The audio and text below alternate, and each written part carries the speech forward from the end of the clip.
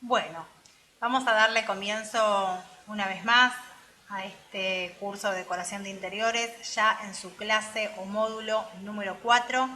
Les cuento brevemente que tanto esta clase como la que continúa, la clase 5, son de historia. Esta es historia parte 1 y la que continúa es historia parte 2. Espero que les guste, espero que encuentren la clase atractiva como un gran viaje a través de la historia y de diferentes rincones y lugares del mundo para poder comenzar desde esta clase a ya producir o abrir ese baúl con un montón de fotos de diferentes épocas, de galerías de imágenes, de palabras llave, si se quiere, que sean una referencia para el día de mañana cuando tengan que hacer un trabajo de decoración y alguien en puntual les pida tal o cual cosa que recuerde a tal o cual época y que esta galería de imágenes el día de mañana ustedes la puedan ampliar, por supuesto, pero que sean el disparador como para tener un abanico de posibilidades reales de decorar los espacios. Bueno, vamos a darle comienzo a esta clase. Les cuento que a modo de introducción estudiamos historia para poder formar nuestra biblioteca de referencias, para tener muchos recursos, para reconocer los trabajos de los grandes exponentes del pasado y a partir de su análisis comprender el presente e imaginar el futuro. Haremos un recorte quizás caprichoso de los periodos de la historia que más influyentes son para nosotros. Y así les cuento en esta línea de tiempo que vemos en la primera diapositiva, que a su vez la tenemos dividida en diferentes tiempos que aparecen. Por ejemplo, el primer tiempo vendría a ser la prehistoria, que corresponde al año 35.000 antes de Cristo, que es la época circa, son los primeros grupos humanos. Y les cuento que circa, para quienes no lo recuerdan de la escuela, es una preposición que hace referencia a una fecha aproximada. ¿Sí? Cada vez que ustedes lean circa, sepan qué es eso, una fecha aproximada. Continuando con nuestra línea de tiempo, fíjense en que en este caso vemos 4.000 años antes de Cristo, también entre paréntesis circa, quiere decir que es una fecha aproximada, no exacta, y vemos lo que es la invención de la escritura. Luego pasamos ya a lo que es la historia antigua, ¿sí? Al año 0, es decir, al nacimiento de Jesucristo.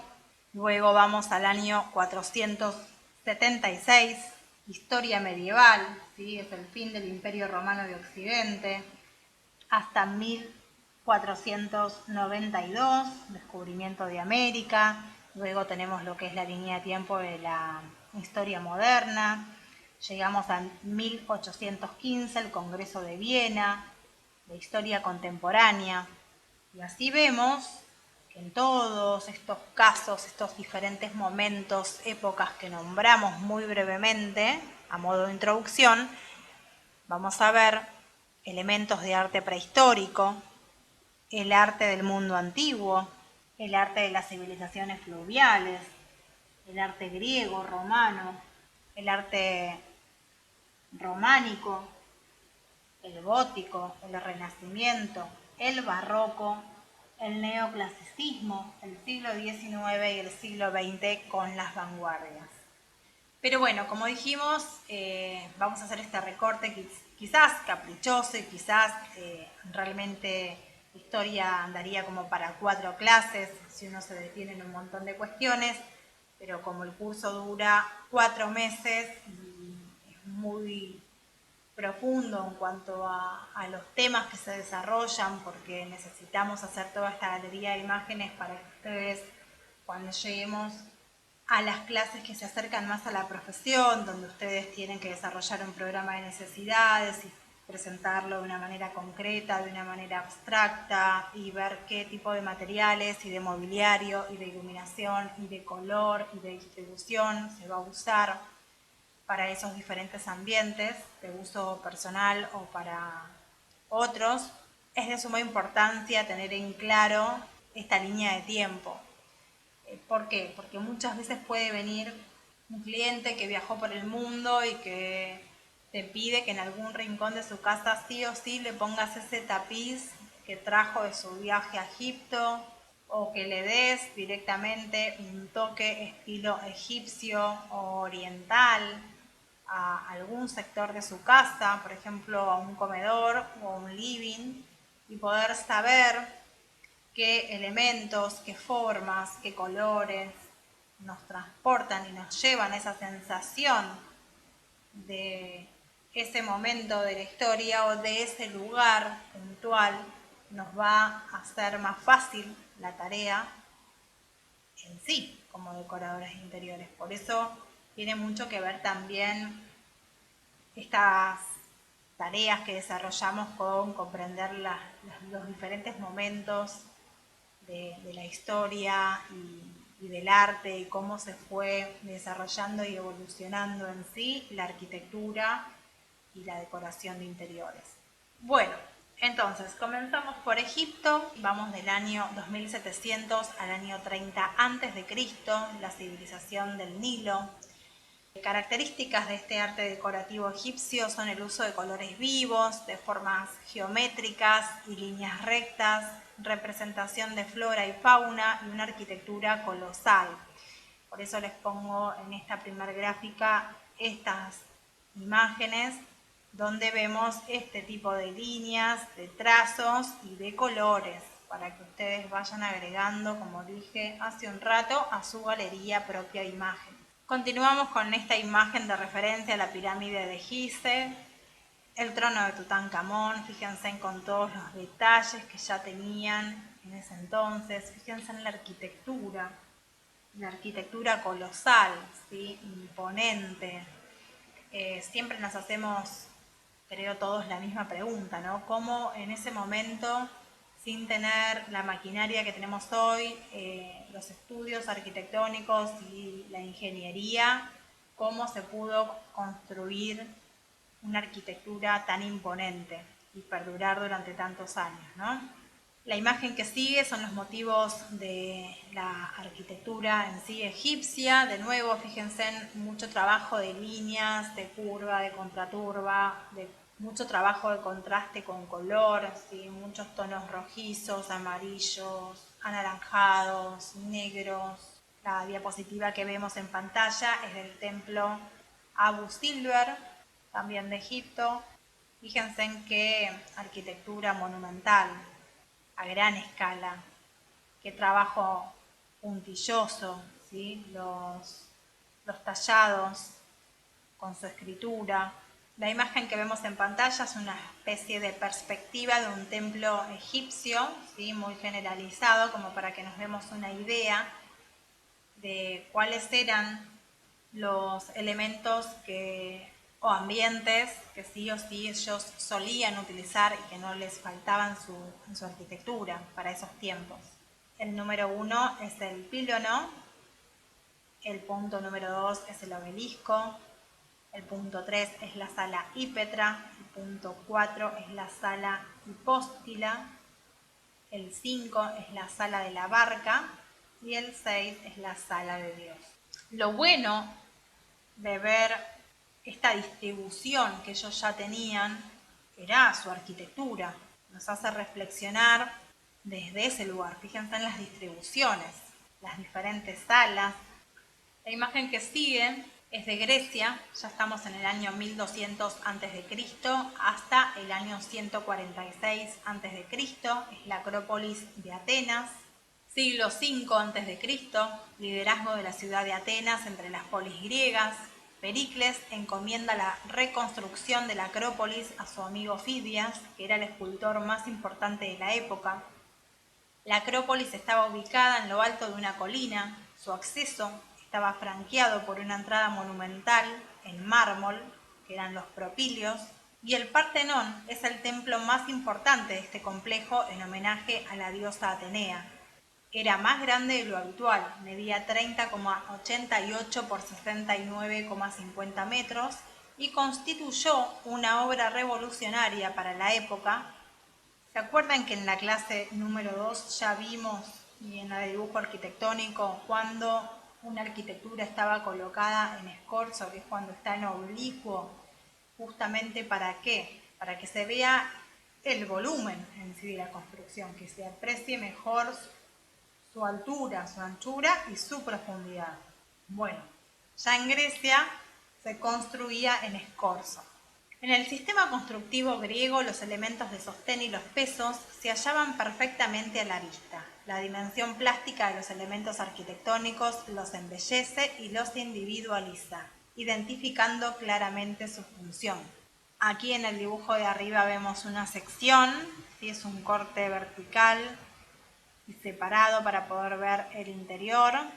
Y en la de abajo vemos una planta, ¿sí? Ambos dibujos son en 2D porque no tenemos profundidad, ¿sí? La planta, para repasar lo visto en las clases anteriores, que por favor esto tiene que estar ya procesado, van a ser parte de quizás los ejercicios prácticos que vengan en las próximas clases, es que es una planta. Si una planta es una sección, entonces en sentido horizontal a 1,20 m normalmente el piso y mirándolo desde arriba. Rebana en forma horizontal a 1,20 m de altura. Bueno, entonces así esta imagen nos permite ver los espacios, las distribuciones. Les cuento con respecto a estos diferentes órdenes griegos que el orden dórico era el orden masculino, si se quiere, el orden jónico era el orden femenino y el corintio en realidad es una evolución tardía del jónico creado en el siglo IV por Calímaco. El Partenón. Acá en esta diapositiva que vemos acá arriba, vemos las diferentes partes que componían el Partenón, colorido y lleno de detalles, relieves y estatuas apreciables desde el exterior. El edificio y sus partes habían sido proyectados para inspirar estabilidad y armonía, virtudes muy valoradas que se transmitían mediante la relación proporcional de las partes con el todo. Les quiero contar también que las polis, ¿sí?, de Grecia se dividían en dos, ¿sí? Es decir, las polis eran pequeñas ciudades, estaban formadas por una ciudad principal.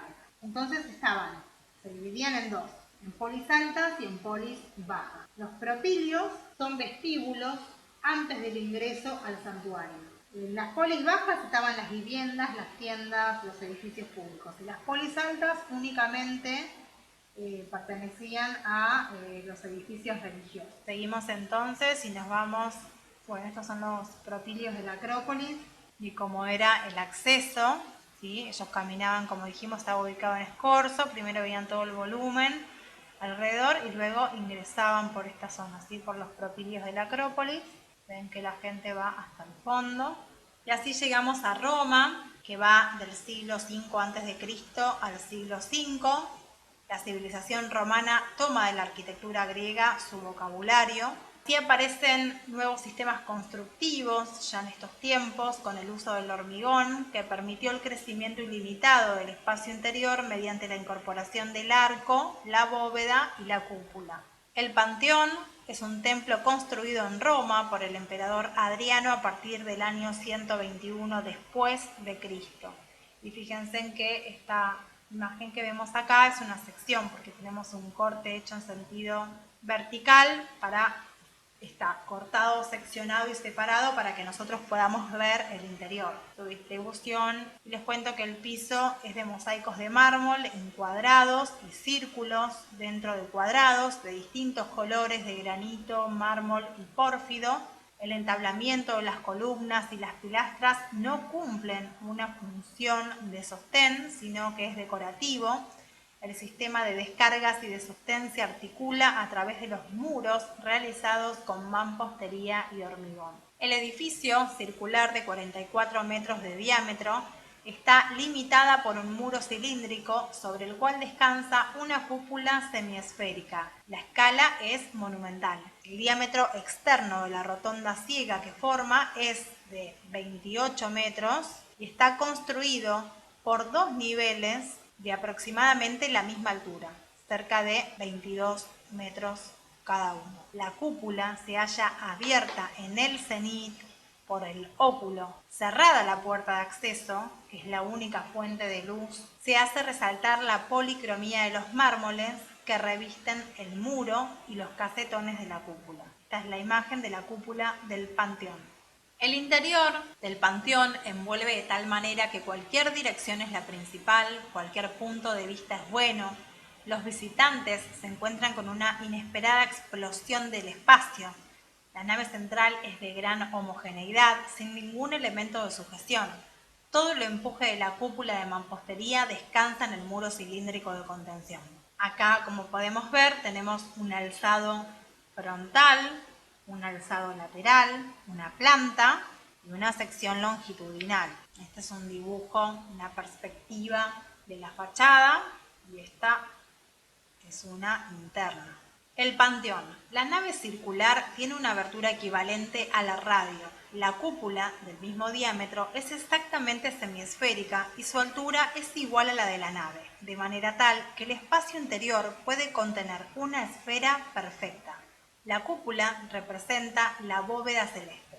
A continuación vemos en pantalla una domus romana. Una domus romana viene a ser una casa típica de la época. Y les cuento de nuevo en este mapita cuáles son los diferentes lugares o ambientes. El punto 1 era el implovium, que era un pequeño estanque para recoger agua de la lluvia. El punto número 2 era el atrium o patio interior.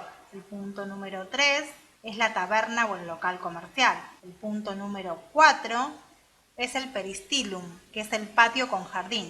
El punto número 5, enfrente, es el triclinium, que es el comedor principal. El punto número 6 es la cocina. El punto número 7 es el tablinium, que es la habitación principal. Y el punto número 8 es la habitación para usos varios. El triclinio que hablábamos recién, que era el comedor de la antigua Roma, acá les dejo dos imágenes diferentes. Fíjense en que no se comía sentado y sobre una mesa, sentado en una silla como lo hacemos hoy, ¿sí? Fíjense en que la gente comía como en unas especies de camastros donde uno comía semisentado. Este es un ejemplo de un sillón de la Roma imperial. Fíjense en qué detalles, con mucho diseño en herrajes, la calidad de la madera, las líneas para la época. Y acá tenemos unos motivos de la época de la antigua Roma. Todo para que ustedes vayan haciendo su galería de imágenes. Esta imagen que vemos acá, que dice Pompeya, la pusimos porque en el siglo 79 a.C. entró en erupción el volcán italiano del monte Vesubio y la ciudad vecina Pompeya quedó enterrada. Entonces, bueno, para hacer referencia a eso también, que no podíamos dejarlo a un lado. Bizancio, siglo IV al siglo VII después de Cristo, caída del Imperio Romano de Occidente, etapa del cristianismo, del teocentrismo, tipología principal, la Iglesia. El Imperio Romano de Oriente tiene su capital en Constantinopla, donde se manifiesta en todo su esplendor el arte de este período. La imagen que vemos en pantalla es de la antigua basílica patriarcal, ortodoxa, Santa Sofía. Posteriormente les cuento que fue una mezquita y en la actualidad es un museo. Está en la ciudad actual de Estambul. Acá vemos otra vista interna de la cúpula de Santa Sofía. Los muros de la iglesia niegan radicalmente la relación con el mundo sensible. Solo se deja entrar por las ventanas, con vidrios de colores, un caudal de luz indirecta, difusa, filtrada, misteriosa, alejada de la experiencia natural. El imponente esplendor de Santa Sofía, con su vasta espacialidad y su deslumbrante resplandor de luz, condujo a sus observadores a decir con regularidad que aquí en efecto estaba el cielo en la tierra, el santuario celestial, el segundo firmamento, la imagen del cosmos y el trono de la gran gloria de Dios. Espero que les vaya gustando estas imágenes que van viendo. Fíjense en las alturas, de nuevo en la construcción, los colores utilizados para la época, el ingreso de la luz natural a través de las ventanas en este tipo de arquitectura, el manejo aparentemente austero del exterior, del ladrillo visto, con mortero abundante al modo bizantino para dar un efecto decorativo y teja contrasta con el rico y variado uso de materiales para el interior. Acá tenemos entonces una imagen de vista exterior aérea de Santa Sofía. La caudalosa luz solar que penetra es filtrada por los vidrios de colores, generando una luz controlada que no se percibe como de este mundo por ser el resultado de un tratamiento artístico. Ciertas penumbras la enriquecen en gradaciones de semioscuridad. Además, crea una atmósfera mística al impactar tanto sobre los mosaicos policromos de teselas de pasta vítrea, verdes, azul, rojos, púrpuras y doradas, que eran puestas de tal modo que reflejen y destellen la luz a medida que el fiel se movía. La imagen que vemos es de San Vitral, Ravenna, es una iglesia de los edificios más importantes de arte bizantino. Es una iglesia ortogonal de la antigua Roma. También si viajan no pueden dejar de verlo. Los muebles y los motivos bizantinos, fíjense en la robustez de esas maderas, las líneas robustas de los muebles, madera maciza, contundente, con un peso ya de por sí desde lo visual.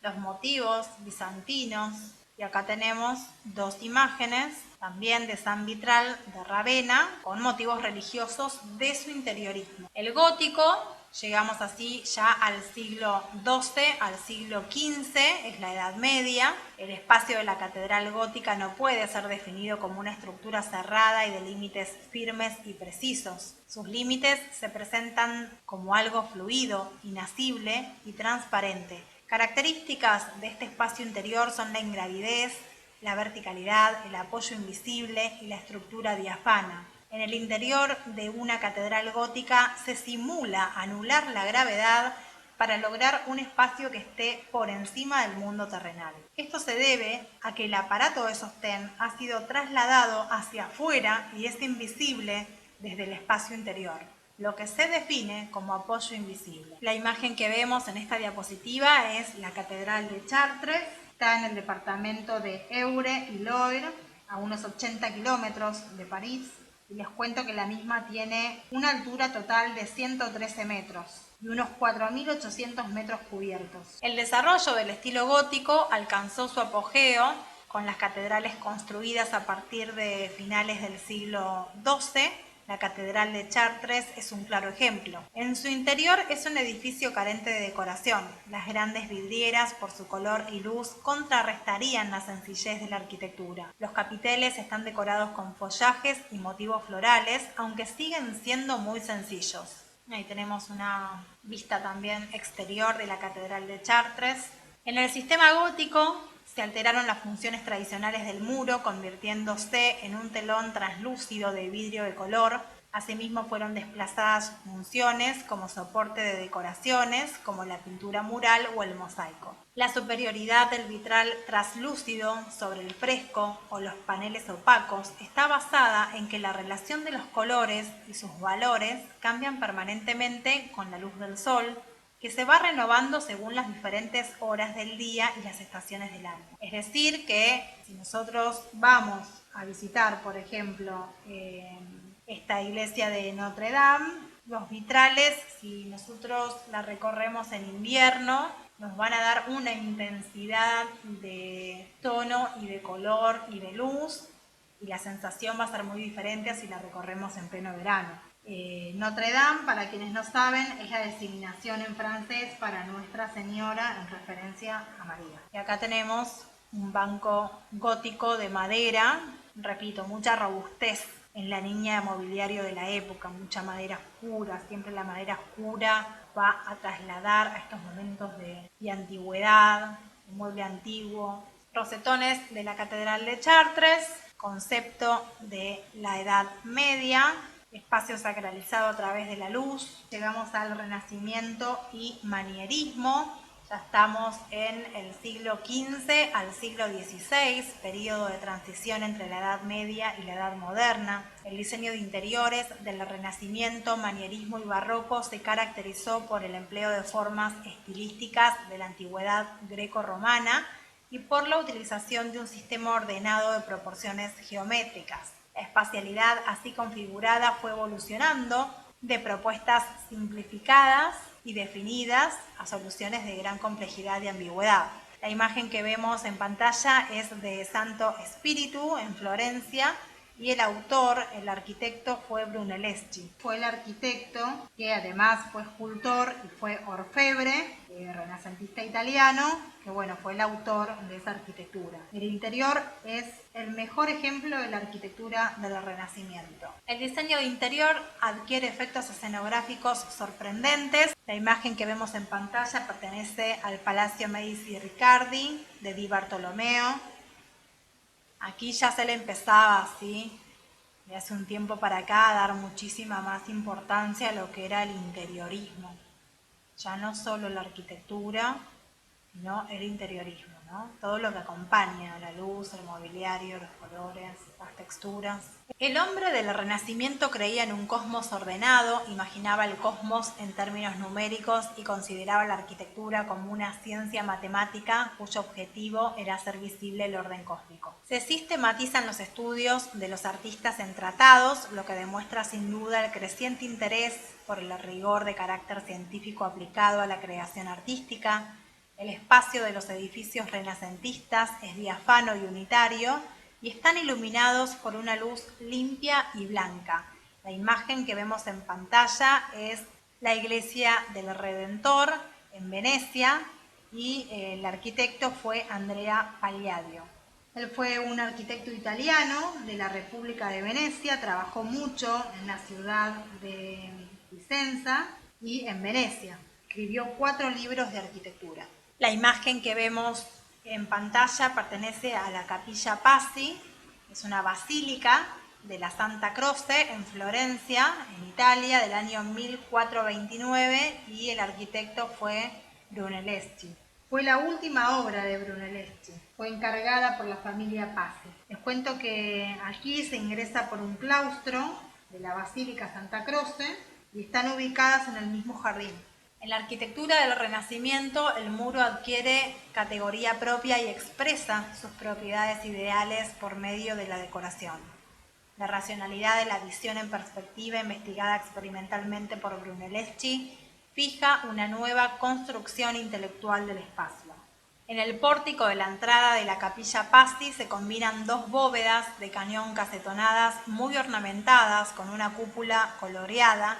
En el interior más sobrio, las pilastras ornamentales, las cornisas y demás molduras que remarcan los arcos, bóvedas y la cúpula central están realzadas en piedra serena gris que contrasta con la superficie blanca de los muros. Asimismo, la breve cuadrícula del piso de mármol pretende expresar las proporciones matemáticas de su composición. Una imagen de la fachada de la Capilla Pazzi. Aquí de nuevo tenemos en pantalla lo que es la cúpula de la Capilla Pazzi y por la derecha vemos también la cúpula de la Basílica de la Santa Croce, la Capilla Pazzi, realizada por Brunelleschi. Así llegamos al barroco en el siglo XVII al siglo XVIII. Barroco es sinónimo de transgresión, de inconformismo e inestabilidad, cuyo origen habría que buscar en la crisis que sacudió a la mayor parte de los países europeos durante el siglo XVII. En pantalla podemos visualizar la fachada del Palacio de Versalles encargado por Luis XIV. Todas estas imágenes hay que ir poniéndolas, chicos y chicas, en la galería de imágenes, ¿sí? Las plantas se hacen más complejas y las cúpulas circulares en este momento pasan a ser elípticas. Al barroco le gusta la irregularidad y el juego que se puede establecer entre las formas cóncavas y las convexas, entre los entrantes y los salientes, las luces y las sombras. A través de este recurso se consigue el dinamismo, la sorpresa y la inestabilidad. Las imágenes que vemos por la izquierda en pantalla, les cuento que Bernini es el arquitecto que nació en Nápoles, fue pintor, escultor italiano, creador del estilo barroco escultórico, ¿sí? La imagen que vemos por la izquierda es de baldaquino de San Pedro Vaticano en Roma y les cuento que Bernini es el arquitecto que además nació en Nápoles y fue pintor, escultor italiano y creador del estilo barroco escultórico. Y por la derecha vemos la cúpula de San Andrea al Quirinal, también de Roma, cuyo creador fue Bernini. Entonces les cuento que el Salón de los Espejos fue encomendado al pintor y teórico de arte francés Charles Le Brun, artista dominante de Francia en el siglo XVII. Hermoso. Así llegamos al Rococó. Francia durante el reinado de Luis XV, es decir, entre 1715 y 1774, la principal característica del rococó es la exuberancia decorativa que inunda los interiores, mientras que los exteriores se suelen mantener más o menos sobrios. El rococó representa con su frivolidad lo opuesto a lo que encarna el neoclasicismo, que también se desarrolla durante el siglo XVIII. La arquitectura neoclásica se muestra racional y funcional. En ella casi todos los elementos tienen una utilidad, una razón de ser, nada es aleatorio. Existe una identidad forma-función. Por otro lado, el rococó es la decoración por la decoración, sin que ninguna de sus partes deba responder a una función concreta. Es ante todo un estilo de vida fundamentado en la búsqueda del refinamiento y del placer estético, que tan solo se pudieron permitir las clases más acomodadas de la sociedad. Acá esta imagen a la galería, por favor, de nuestras cabezas. Rococó, exuberancia decorativa, ¿sí? Refinamiento, placer estético, decorar por decorar. Los muebles barrocos eran robustos y de gran escala. Los colores favoritos del estilo de Luis XIV fueron los rojos, los azules, los verdes brillantes de Luis XIV. El rococó utiliza curvas y contracurvas elaboradas y delicadas y elige los colores pastel. Luis XV. Bueno, vamos al neoclasicismo ya en finales del siglo XVIII y principios del siglo XIX. Hay una nueva búsqueda de sensatez. La razón es considerada en este momento como el arma más valiosa de la que se puede valer el ser humano. Debe ser interpretado ante todo como una reacción contra el decorativismo y la exuberancia que caracterizó al rococó. La imagen que vemos en pantalla es de Pierre Vignon, la Madeleine de París. Con respecto a este estilo, al neoclasicismo, les cuento un ejemplo para ir rápido a la galería de imágenes. La Facultad de Derecho de la Universidad de Buenos Aires tiene una arquitectura neoclásica. Así llegamos al siglo XIX, la Revolución Industrial, ¿sí? Los tiempos modernos. Todos los descubrimientos científicos y tecnológicos de los siglos XVIII y XIX dan lugar a lo que se conoce como Revolución Industrial, caracterizada fundamentalmente por la aparición de la máquina, la división del trabajo y la producción en cadena. Durante el siglo XIX, los avances en las comunicaciones por tren o barco aceleraron y multiplicaron las relaciones comerciales, el movimiento de población rural a las ciudades y la emergencia de una numerosa clase media amplió la capacidad y ansia de consumo de las poblaciones. Ambos fenómenos unidos dieron como resultado un mercado muchísimo más amplio dispuesto a consumir cuanto se produjera, demanda que el capitalismo industrial de la época recién creado estaba dispuesto a satisfacer. Había que producir rápido y la máquina, la división del trabajo y la producción en cadena constituían la respuesta a esa nueva necesidad. Siglo XIX se caracteriza entonces por la heterogeneidad de las artes plásticas. La arquitectura neoclásica fue indiscutible protagonista del primer tercio del siglo XIX. Aparecen el neogótico, el neorrománico o el neomudéjar.